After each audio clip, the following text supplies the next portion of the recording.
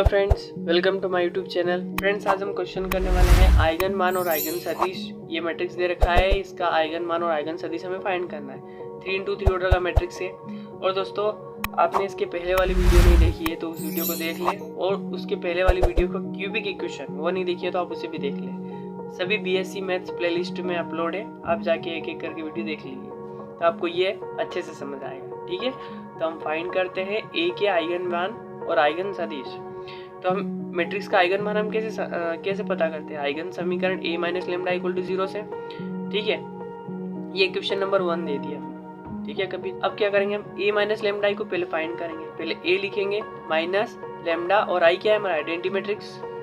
फिर उसके बाद लेमडा का इसके अंदर मल्टीप्लाई करा। ठीक है, फिर इस मैट्रिक्स से इस मैट्रिक्स को माइनस करा, तो 2 माइनस लेमडा, 3 माइनस लेमडा और 2 माइनस लेमडा, और बाकी का एज इट इज, क्योंकि 0 घटाएंगे। अब a minus lambda I equal to, ये क्या हुआ हमारा यहाँ पे, अभी तक ये मैट्रिक्स में था, अब हमने इसको मोड में कर दिया। क्यों मोड में करा? क्योंकि हमें यहाँ पे मोड a माइनस लेमडा आई की जरूरत है। जब हम इसका मोड करेंगे और तो ये वैल्यू आ जाएगी। उसके बाद हम ये वैल्यू को समीकरण 1 में पुट कर देंगे यहाँ पर, तो ये इसके इक्वल में 0 आ जाएगा। देख लेते हैं कैसे। ये से इसके इक्वल में 0 आ जाएगा। उसके बाद हम क्या करेंगे, इस डिटरमिनेंट का मान फाइंड करेंगे। अब इस डिटरमिनेंट का मान हम कैसे फाइंड कर सकते हैं? फर्स्ट रो के थ्रू हम इसका मान फाइंड करेंगे। तो 2 माइनस लेमडा सेम, अब इस रो कॉलम और इस रो को छिपा लीजिए, बचा क्या 3 माइनस लेमडा 2 और 1 2 माइनस लेमडा। ठीक है, फिर माइनस लगाते हैं, फिर इस 2 को लिखेंगे। उसके बाद ये कॉलम और ये रो को छिपाएंगे, तो 1 1 और 1 2 माइनस लेमडा, 1 1 1 2 माइनस लेमडा। फिर प्लस लगाएंगे और ये 1 लिखेंगे। उसके बाद ये 1 वाली कॉलम और ये 1 वाली रो को छिपाएंगे, 1 1 3 minus lambda 2 1 1 3 minus lambda 2 equal to 0।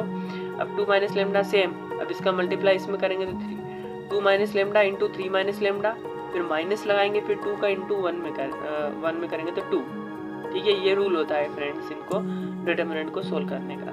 -2 same, 2 minus lambda का 1 में मल्टीप्लाई करेंगे तो 2 माइनस लेमडा, और 1 का 1 में करेंगे तो 1 और माइनस लगा देंगे।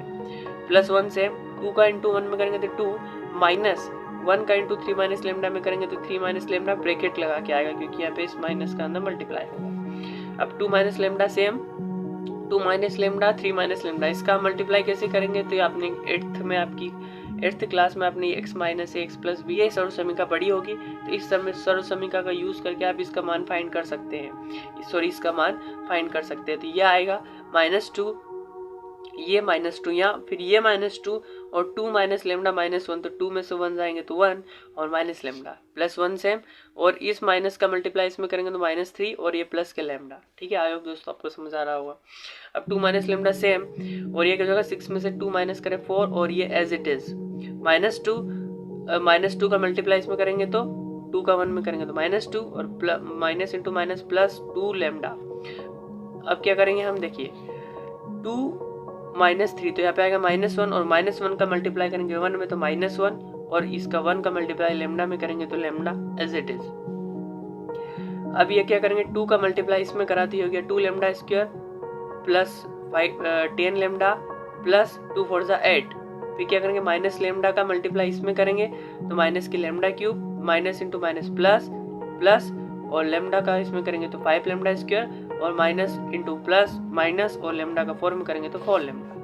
-2 + 2 लेमडा सेम, और minus lambda plus -1 plus lambda equal to 0 same. उसके बाद क्या करेंगे, हम यहाँ पे 3 डिग्री वाली को लिखेंगे, फिर 2 डिग्री वाली को, फिर 1, और फिर उसमें जो कांस्टेंट पद है वो लिखेंगे। तो पहले लेमडा क्यूब वाली है तो माइनस लेमडा सेम लिख दी, माइनस लेमडा क्यूब सेम लिख दी। फिर लेमडा स्क्वायर वाली 2, यहाँ पे 2 lambda square plus 5 lambda square, तो कितने हो गए 7 लेमडा स्क्वायर। फिर लेमडा वाली फाइंड करेंगे तो माइनस के 10 लेमडा माइनस के 4 लेमडा, तो 14 लेमडा। ठीक है, 14 लेमडा और 2 लेमडा और ये लेमडा, तो 3 लेमडा। 14 लेमडा में से 3 लेमडा गए तो माइनस के 11 लेमडा प्लस 8 में से 2 माइनस करेंगे तो 6, और 6 में से 1 माइनस करेंगे तो 5। ठीक है, ये बन गए हमारी quadratic equation, sorry cubic equation. अब क्यूबिक इक्वेशन में भी ये माइनस में है तो इसको पॉजिटिव करना पड़ेगा, क्योंकि ये बड़ी डिग्री वाली है, तो हम इसको पॉजिटिव कैसे करेंगे, इन सबको 0 को उधर पहुंचा देंगे तो lambda cube -7 lambda square plus 11 lambda -5 equal to 0। अब उसके बाद हम क्या करेंगे दोस्तों, इसके लिए आपको वीडियो देख लीजिए, आप प्लेलिस्ट में जाके क्यूबिक इक्वेशन को कैसे सोल्व करते हैं, उसके बाद ये स्टेप आपको सभी समझ में आ जाएंगे। जैसे आप ये स्टेप करेंगे तो लेमडा -1 आ जाएगा और अंदर बनेगी क्वाड्रेटिक इक्वेशन। अब ऐसी संख्या लो जिसका मल्टीप्लाई करो तो 5 आए, ऐसी दो संख्या है, और जिनका 8 और प्लस करें तो 8 और माइनस करें तो क्या आए -5 लेमडा, -6 लेमडा। तो ऐसी संख्या है 5 और 1 है ना, 5 और 1 जिसे ऐड करेंगे तो क्या आ जाएगा -6 लेमडा, और मल्टीप्लाई करेंगे तो 5 आ जाएगा।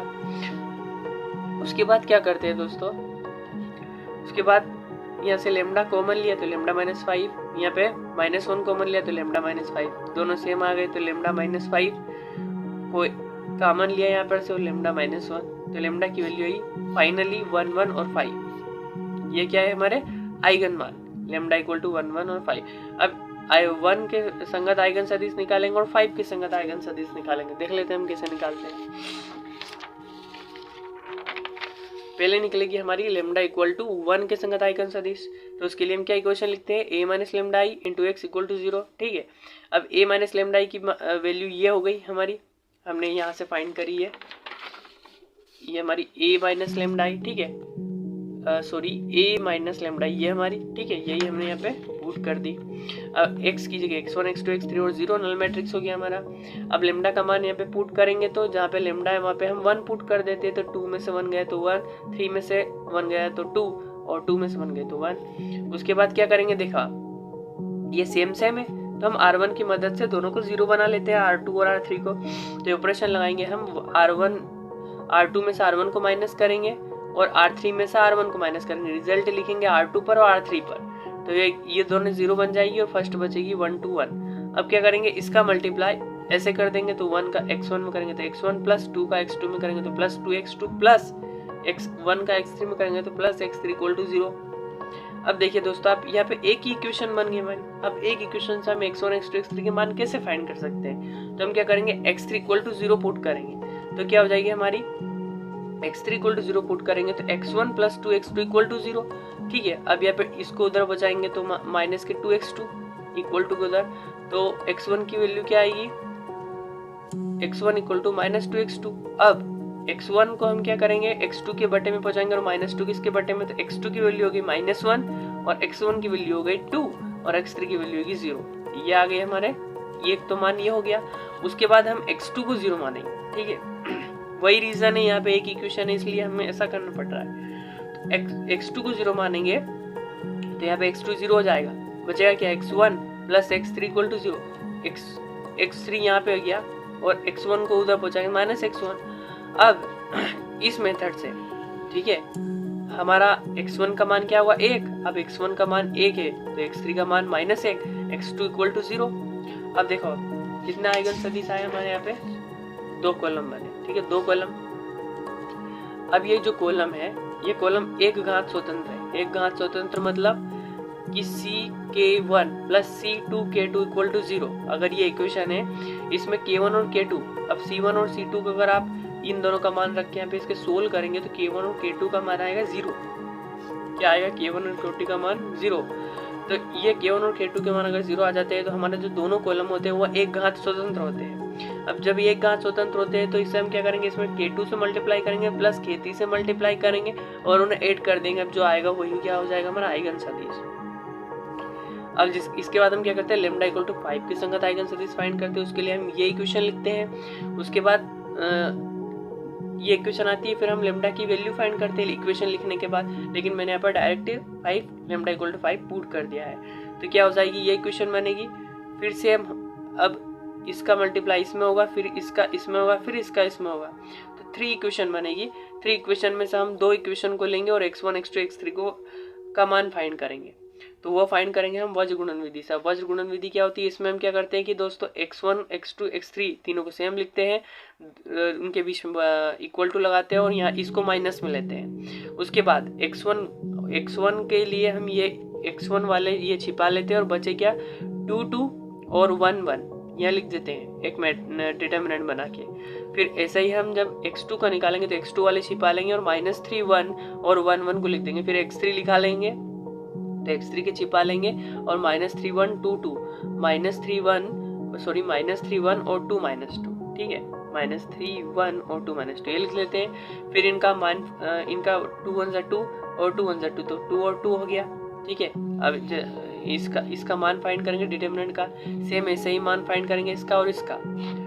उसके बाद यहाँ पे आ जाएगा 2 + 2 -3 -1 और 6 -2, इन्हें सोल्व करेंगे तो आएगा x1/4 = x2/1 + 3।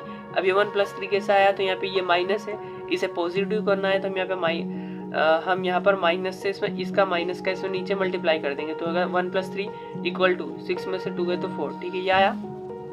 उसके बाद x1/4 = x2/4 = x3/4, तो ऐसे 4 का हम डिवाइड कर देंगे तो x1 यहाँ पे 1 1 आ जाएगा। और ये 1 क्या है, इन्हें हम तीनों को इक्वल मान ले k के, ठीक है, k के इक्वल मान ले, तो क्या हो जाएगा हमारा x1 का मान हो जाएगा k, x2 का मान हो जाएगा k और x3 का मान हो जाएगा k। वैसे तो x1 का मान होगा हमारा 1 और x2 का मान भी होगा 1 और x3 का मान भी होगा 1। अब ये सेम है तो हम इन्हें k मान लेते हैं, ऐसा हो जाता है आइगन सदिश में। तो ये क्या हो गया हमारा आइगन सदिश, ठीक है, लैम्डा = 5 की संगत आइगन सदिश। ये देख लीजिए दोस्तों आपको वीडियो पसंद आया हो तो वीडियो को लाइक करें और चैनल को सब्सक्राइब करें। Thanks for watching.